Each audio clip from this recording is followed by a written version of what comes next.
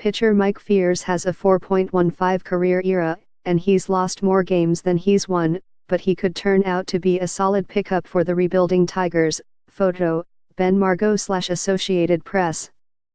There have been times this off-season when the Tigers announce a move and you're left scratching your head exactly how it fits into the plan.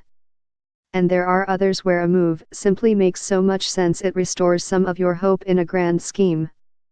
Signing Mike Fiers was exactly the kind of move the Tigers should aim to make this off-season. Face value, you'd be right to raise your nose a bit in disgust. Fiers has an ERA of 4.15 for his career and more losses than wins. During 2+ years in Houston, he's been even worse, with a 4.59 ERA and without the benefit of a lower FIP, fielding independent pitching stat, to make you think he just had a little bad luck, 4.82. And on top of all of that, he's a 32-year-old, former 22nd round draft pick. So he's not exactly some uber-talented kid who's just struggled to put it together. I've nearly talked myself out of the idea entirely just glancing at the figures. But when you dig a little deeper, there's reason to see the genius behind the move, which will only cost the Tigers $6 million for a pitcher who'll eat 150 to 180 innings in the rotation while providing some veteran leadership to the rest of the staff. He's not eligible to become a free agent until after 2019 either, giving Detroit 2 years of control. With a fastball that sits around 90 mph, he doesn't blow batters away with speed. What he does do is find a way to strike them out anyway. Across parts of 5 seasons with Milwaukee, Fiers posted 9.2 strikeouts per 9 innings and an ERA of 3.66.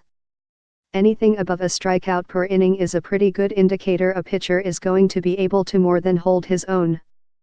After a bit of a drop in 2016 with Houston, Fiers responded by posting 8.6 K/9 last year.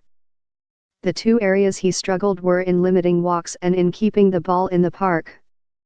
Fiers posted a career-worst 3.64 walks per 9 inning last year to go along with 1.9 home runs allowed per 9 innings, or about 50% worse than the average pitcher last year.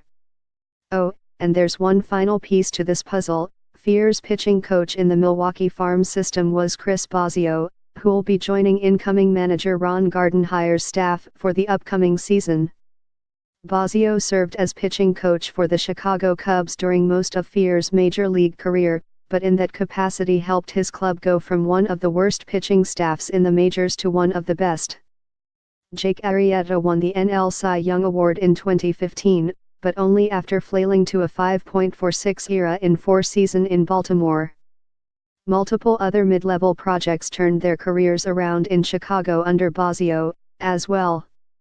Put it all together and what you've got is a relatively inexpensive lottery ticket in Fiers.